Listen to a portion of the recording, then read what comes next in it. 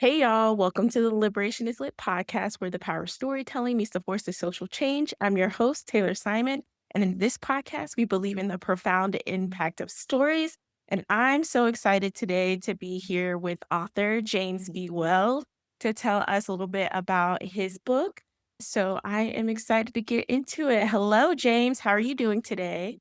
Hey Taylor, it's great to be here. I think you and your listeners will find my story to be very liberating in multiple senses.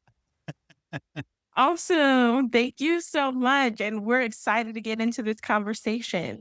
So, to kick us off, can you tell us a little bit about yourself as a writer and what inspired you to write? Because a CIA cover up and a son's Odyssey to find the father he never knew. Amazing title. So, tell us a little bit about you as a writer and the book. Okay, I'm a recently retired university criminologist with a PhD in research and an MFA in creative writing. And I was 9 years old in 1965 when the US government told the media and my family that my father was the only passenger on a civilian plane shot down by small arms fire in Vietnam. And that's what our family generally believed until 1991 when I found over 400 letters he had written to my mother. I didn't know the man. So, like any son would do, I studied the letters to learn about the father I never got to know. And I learned that my father was a very moral, righteous, and religious man, obsessed with the truth, committed to doing the right thing, and very intolerant of those around him who were not doing their jobs as they should. For example, I found out that he was a whistleblower as early as when he was a 21-year-old provost sergeant at the Nuremberg war crimes trials. He was overseeing a special confinement unit and caught two soldiers, both friends, a sergeant and a corporal, selling contraband to the prisoners. My father turned them in, where they faced 20 years hard labor and a dishonorable discharge. And he's writing my mother, I'm a hated and hunted man. You don't have to worry as if you would, but I carry a pistol to bed and a weapon with me at all times. And he also told her he got a broken jaw during this period. And when he's in Vietnam, in both tours, he's very critical of how we're fighting the war, opposed to the corruption and the war crimes we're committing. And if I may, here's an excerpt from my book where he confesses to being a whistleblower. We give the Vietnamese officials money, food, etc., for the refugees. They lie and say there's 10,000 when there's only 1,000, and they won't give them the food or money, hoping they, the refugees, will move on. We must take over the issuing of these commodities, or the people will never get a damn thing. But here, Betty, that's my mother's name. But here, Betty, the rich get richer and the poor get poor, and the fat ass Americans do nothing about it because they have no backbone or are afraid to work. But as long as I'll work, I'll call a spade, and no man will get me to write a white paper unless it's the truth. Now, he left clues in his letters for me, his youngest son, to follow and corroborate. And given my skills as a researcher, I felt compelled to do research. And my very first trip to the National Archives in College Park, Maryland, I find out that the day my father is killed is the day he's piloting his program to reduce corruption in that same refugee program that he was so critical about in his letters to my mother. To make a long story short, I've conducted archival and field research across the US and Vietnam, 5 archives in the US, 2 in Vietnam. My field research has included interviewing former Special Forces, US Army, CIA, Air America personnel. Come to find out, he was on a twin engine CIA Air America plane with two pilots that was reportedly shot down by small arms fire. I've even interviewed former communist fighters near the crash site and Vietnamese eyewitness civilian who saw his undamaged plane fly into their home and crash and burn. And the Vietnamese communist fighters I interviewed said they had nothing to do with the crash. They were just as puzzled as anyone else why it went down. But anyway, my investigative memoir was released Father's Day weekend last year, and my wife and I, since I'm retired, we bought a small Class B RV and we've been touring the country sharing our story with as many people as we can. And that's why I'm talking with you today.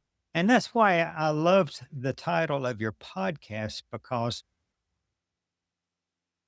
literature is liberating in that through my research and my story, I'm resurrecting my father's life. We're resurrecting each other's lives. I'm allowing him to tell the truth about how he lived and died. And he's helping me try to achieve peace with what I've been dealing with for the last 33 years, ever since I found those letters. But that's my short answer to that first question.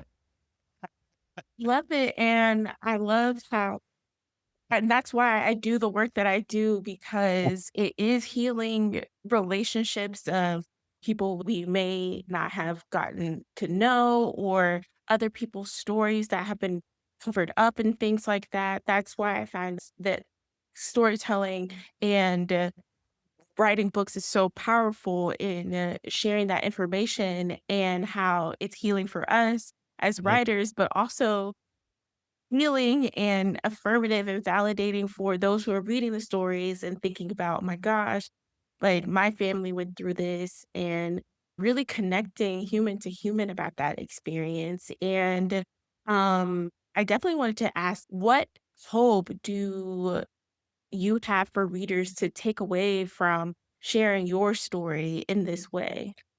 Yeah, I'm glad you asked that question.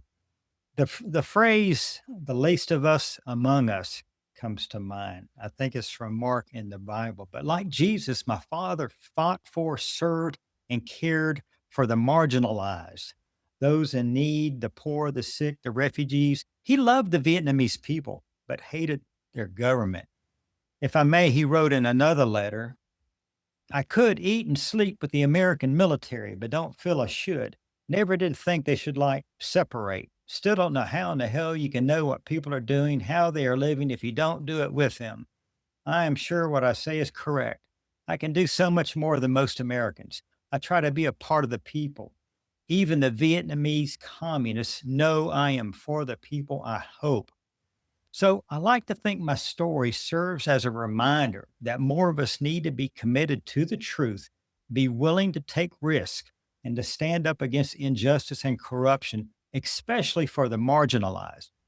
And perhaps just due to my advancing age, I'll be 70 in May, but I often wonder, how can anyone find peace while living a lie and face the end of life with that burden?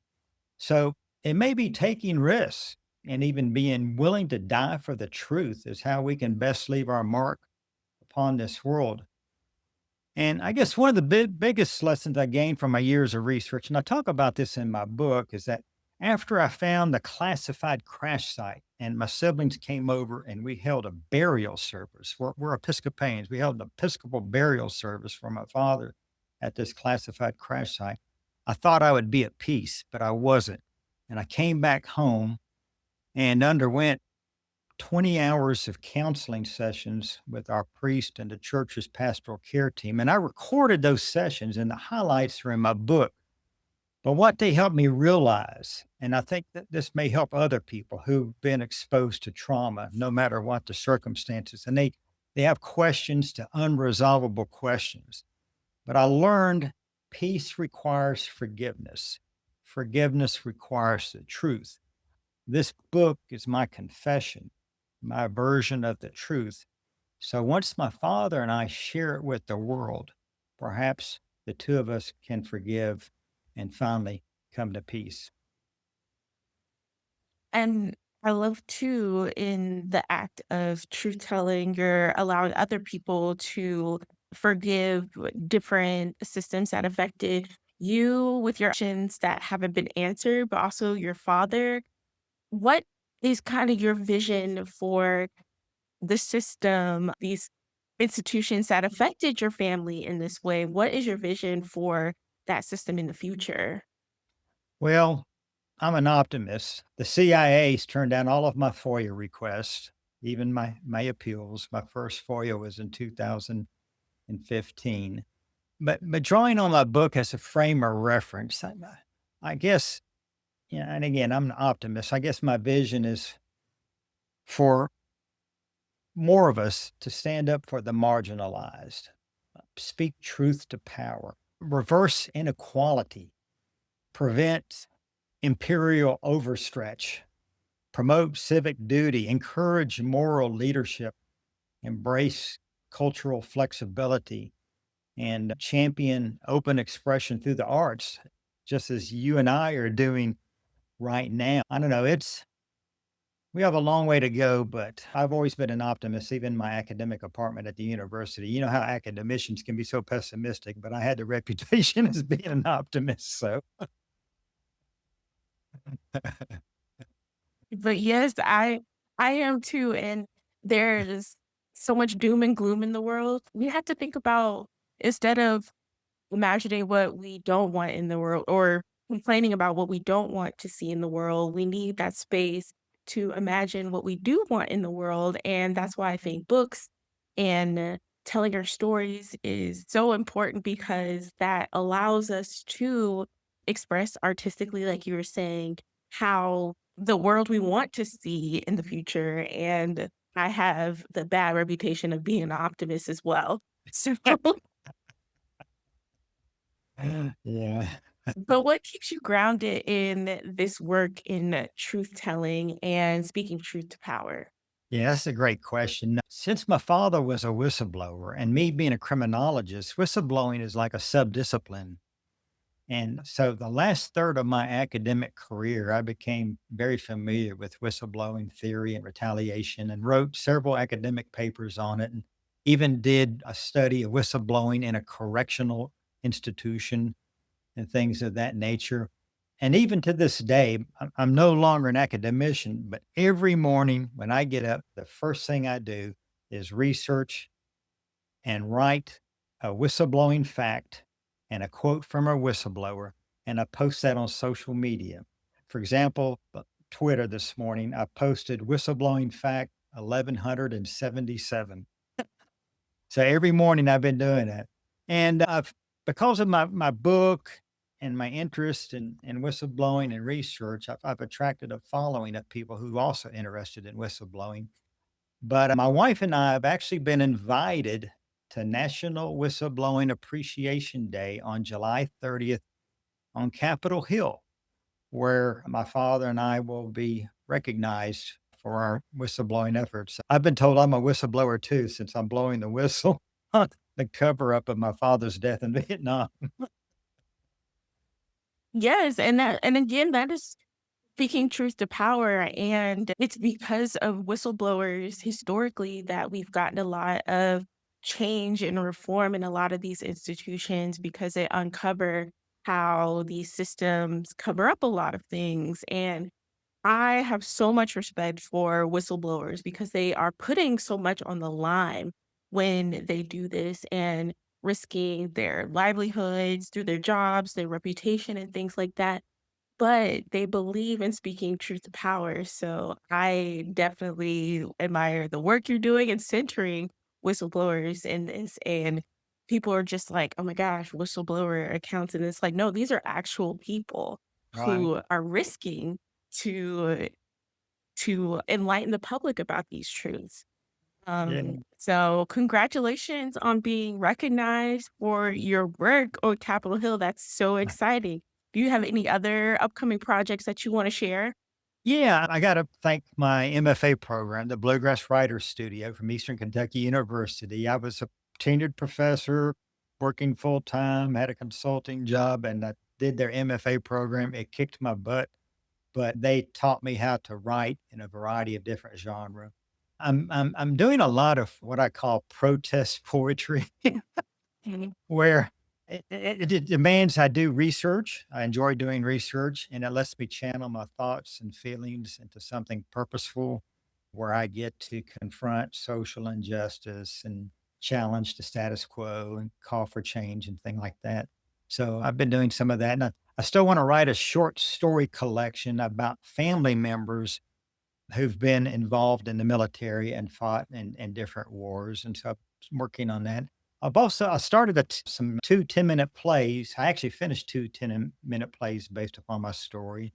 I'd like to write a 3-act play based upon my story if I live long enough, And I also want to write more about my father's experiences. After he came back from Vietnam after the first tour, he was provost marshal for the South Atlantic Corps of Engineers, where he investigated crimes on Corps property, reservoirs, and federal parks and such. This is early 1960s, pre Civil Rights Act, pre Voting Rights Act. So a lot of the crimes he was investigating were moonshining, bootlegging, and sad to say, KKK lynchings on Corps property.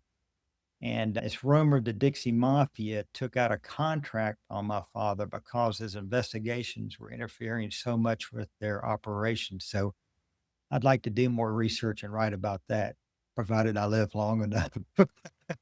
Oh my gosh, you have a plethora of genres that you write Yeah. in. I am so impressed. And do you get any inspiration from anything that you're reading lately, You aside know, from your research? Th Yeah. th this is an incredible story, but James Bradley, 4 times New York Times bestselling author who wrote Flag of Our Fathers and Flyboys, tracked me down because he heard of my research and book. I spent 2 months in Vietnam. He spent 10 years in Vietnam, and he wanted to read my book, and I wanted to read his book, and I just finished it. It's called Precious Freedom. It's a historical fiction book about the Vietnam War, where he discusses how the Vietnamese, a third world country, defeated the most powerful country in the world, the United States, through a combination of strategy, morale, and guerrilla fighting and such. It's an incredible book.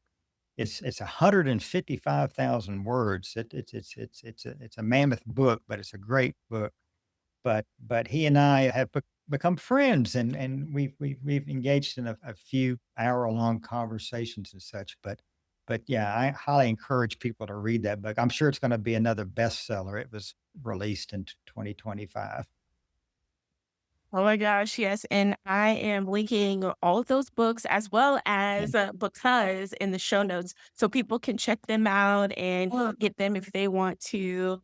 So my last question for you is, what advice would you offer listeners who wanna make a positive impact in their communities? Well, it's probably kind of related to one of my other responses, but, I encourage people to do the right thing, don't tolerate injustice, speak truth to power, embrace whistleblowing. Try to bring any ethical and legal violations that you are aware of in your environment, in your workplace, or whatever. Bring it to the attention of either those in your organization. If you don't get a satisfaction there, go outside your organization. And if you're interested in whistleblowing, here's another book. I know the author by Stephen Cohn, Kohn. It's called The Whistleblower's Handbook, a step by step guide to doing what's right and protecting yourself. It's quite popular. It's already, I forget what edition it's in now, but if you want to report wrongdoing and try to do it in the safest manner possible, this handbook tells you how to do it. I'm definitely linking that in the show notes as well, so people can check that out. Thank you so much for all of the resources and just again reminding us that whistleblowers are people who are just committed to telling the truth and standing up against injustice, and that they're everyday people like you and me. So thank you so much for this amazing conversation. Make sure you check out James's book.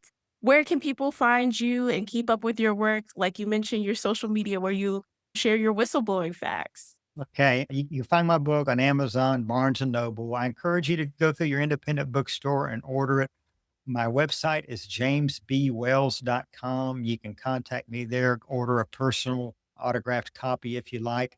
But there on my website, you can see links to presentations, interviews, reviews, publications, awards. My book's won 9 literary awards to date. So, also my book tour schedule. We're heading to Pensacola next week for a Books by the Bay festival and later this summer, Texas. So, but I love hearing from people, and no matter what your story is, I'd like to engage with you. So much of us have trauma in common, and perhaps people can learn to achieve peace through my book or talking with me or whomever, or listening to your podcast. I love this. You and I are of similar minds. You and I have a lot in common.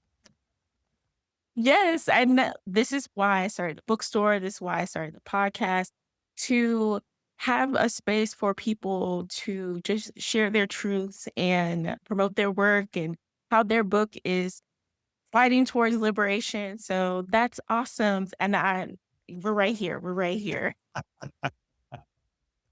This has been great, Taylor. Thank you so much. Yes. Thank you so much. And thank you again, listeners, for being a part of the Liberation is Lit podcast. If you have stories you want to share, want to suggest any topics, or want to connect with us, you can find us on Instagram, Facebook, and TikTok at Liberation is Lit, or visit our website, liberationislit.com. If you enjoyed this episode, please consider leaving a review. And remember, your voice matters. Together, through the lens of stories, we're going to make a difference in the world. Until next time.